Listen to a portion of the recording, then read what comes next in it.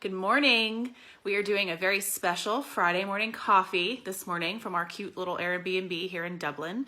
Bernard and I are taking a long weekend away from Atlanta, and we are in Dublin, Ireland, visiting some friends. So it's been a lot of fun so far, and I thought we'd take this Friday morning coffee on the road today. So today we want to talk about writing an offer, what goes into an offer, and a couple things that I want you to keep in mind when you're looking at writing an offer. Every offer that you write is going to have different strategy, and that of course is going to depend on the situation. It's going to depend on the house, how long it's been on the market, how overpriced or underpriced it is, and that's definitely strategy things you're going to want to discuss with your agent. But I want to talk first about what goes into an offer. So what are the things that you're going to need to know going into writing an offer? And it's important to keep in mind that everything that we talk about here and on our blog is all based on our experience in real estate in the state of Georgia. So keep in mind, if you're not in Georgia, then this may vary state to state, but it's probably pretty consistent, but there may be some slight variations depending on where you live.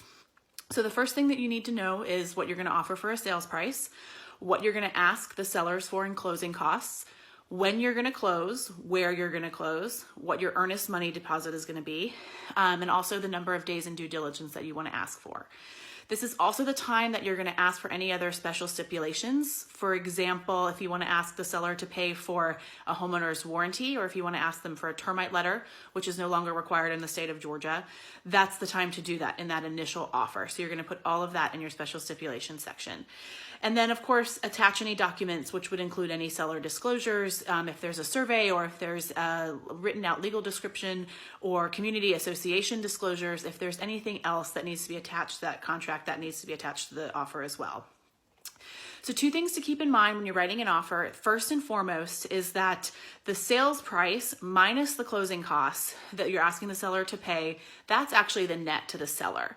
So if you're going into a house that is listed for $350,000 and you absolutely love it, let's say you're the first person through the door, and you say to me, okay, Jinka, I love this house. We were the first people through the door. Let's send them a full price offer now and get this house under contract.